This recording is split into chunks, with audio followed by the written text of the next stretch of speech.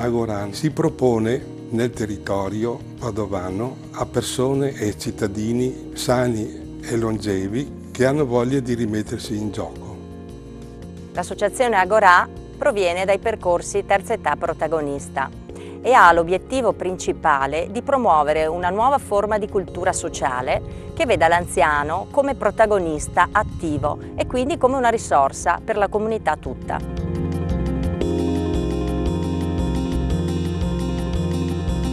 Tra le attività di Agorà c'è il progetto La Spesa a Casa. Questo progetto si occupa di aiutare le persone anziane. E i soci di Agorà quindi si sono divisi dei compiti. Il primo è il call center.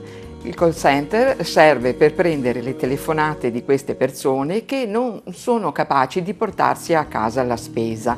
Quindi i miei colleghi ricevono l'elenco delle cose che devono comprare. E poi la presenza dei soci di Agorà all'interno del supermercato per aiutare le persone anziane a fare la spesa.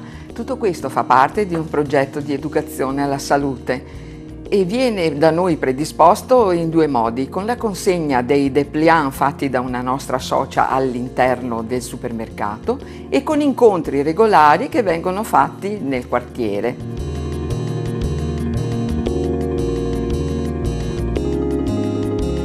Un altro tra i progetti più significativi attivati dal gruppo Agorà è quello riguardante la figura dell'amministratore di sostegno. Coerentemente con lo spirito e le finalità del gruppo, Agorà ha deciso di contribuire con un apporto formativo e di risorse umane per sostenere questa nuova forma di solidarietà sociale.